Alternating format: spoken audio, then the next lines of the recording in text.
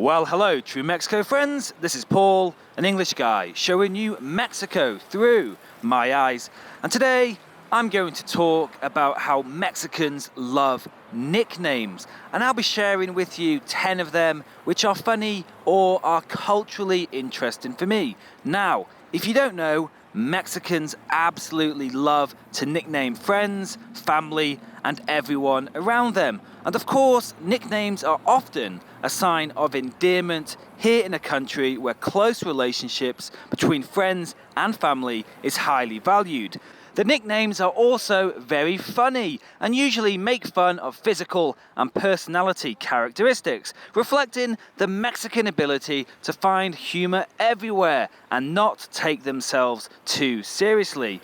But saying all that, it's not just about endearment and warm relationships. Mexican friends are also all making up little nicknames of people around them, behind their back. The receptionist, the delivery guy, all these people who have a kind of relationship in daily life, they'll also have their funny nicknames. So, in no particular order, what nicknames are in my 10 today? Well, first up, it's the nickname that Mexicans call people who appear to be superficial and fake, and they are known as fresas. Now, as many of you know, in Spanish, fresa means a strawberry, but in Mexico, the term fresa has come to mean superficial people who are usually from rich, higher class families. And just like fresa culture would be in my home country and anywhere else in the world, certain phrases are associated with them. No, ¿en qué estás pensando tú? O sea, tienes a una naca embarazada allá arriba. O sea, lo mínimo que puedes hacer. And that girl is exactly what Mexicans would describe as fresa.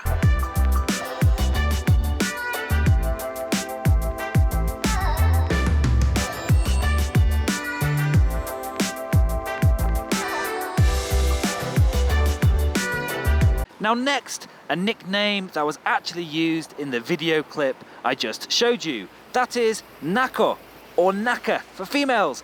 Tienes a una naca embarazada. And as many of you know, to be Naco is to demonstrate behaviour that is described as tacky. That could be with your appearance and the kind of things you say.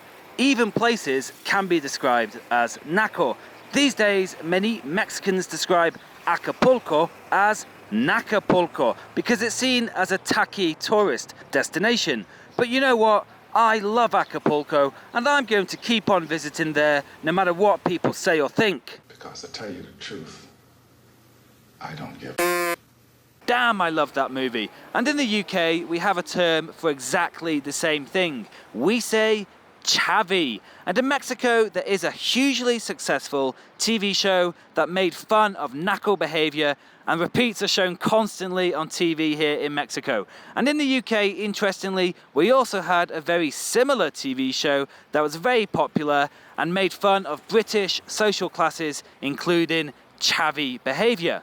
And by the way, terms like fresa and naco aren't exactly friendly terms, but they are in my top 10 because they are used so frequently here in Mexico and they do help us understand some divisions in Mexican society.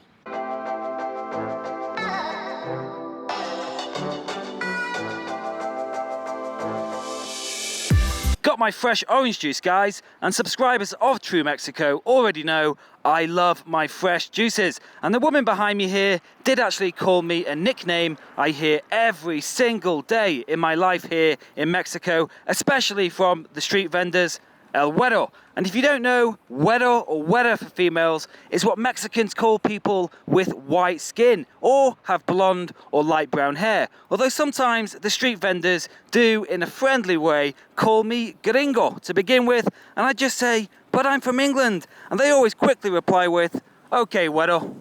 And next up is a nickname which is a good example of Mexico not being a politically correct country.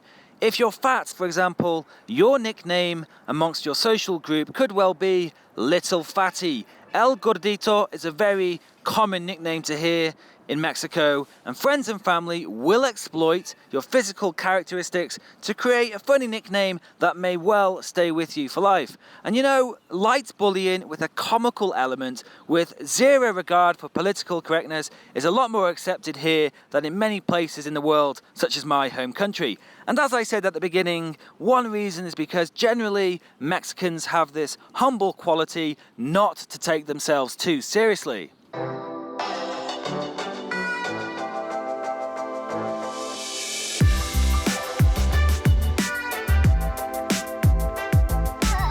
And next up is one that in English we would call a guy who is a ladies' man. Here in Mexico, this kind of man is nicknamed El Todas Mías. Now in English, that literally translates to the all mine, talking about females being all his, of course. And this doesn't really have a good ring to it in English, but in Spanish it works. And I don't know why it makes me laugh. I think it's because if you know Mexico and the sense of humor people have here, you just get it and it sounds so funny. Next up, it's one that makes me laugh. In Mexico, when people park their car on the street, there is sometimes a guy around waving his hand, saying, "Come, come." He helps you park, and you pay him a little bit of money to look after it. And Mexicans just nickname him the words he's saying. They make a noun out of it, El Viene Viene. And for me, this is a great example of Mexicans being experts at nicknames.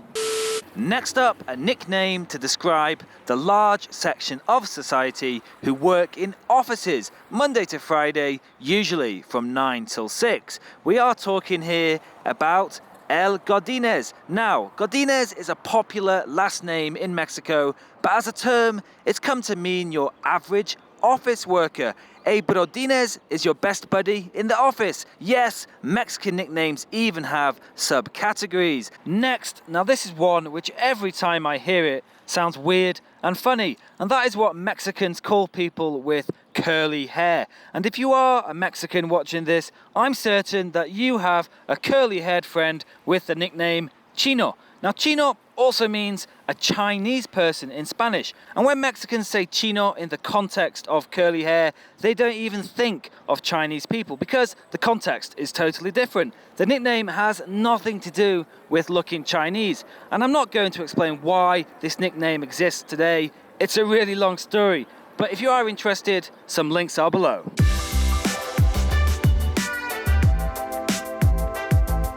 Next up is a word which for many people outside of Mexico is offensive and racist. But I am including it not because I like it or find it funny, rather because it allows us to understand the word from a Mexican perspective. And I am talking about the word negrito, which is the diminutive of the word negro. Now, this nickname is common within Mexican families for uncles, cousins, whoever with the darker skin. And until 2013, there was even a chocolate snack in Mexico called negrito, which was later changed to nito. More about that in a moment. And the word negro here in Mexico definitely does not automatically evoke horrible images of atrocities like slavery. Yes, the word can be used in a racist way here, but unlike in English-speaking countries, the word negro is just an everyday word in Spanish to describe anything being black in color. For example, I love Negra Modelo beer. And back to the chocolate bar. Allegedly, the name changed because the manufacturer became sensitive to how the word, especially in English-speaking countries, is very offensive and isn't politically correct. Even though in the context of Mexico, there was never any bad intentions with the original name. And to finish today, how could I forget the nickname that Mexican subscribers of True Mexico have, of course, given me. Over the last few months, Tio Paul, Uncle Paul, has kind of gone viral in the comments of my videos, and I have absolutely no idea where it came from. The first person who said it, maybe you can let us all know down in the comments. Okay, well, they were my top 10 nicknames here in Mexico. Share your favorites from today or your own ones in the comments below. And if you did enjoy this video, please like and share it and all that good stuff. And if this is your first time watching my videos, please do subscribe. More videos are coming soon. So I'm Paul, this is True Mexico. Hasta luego.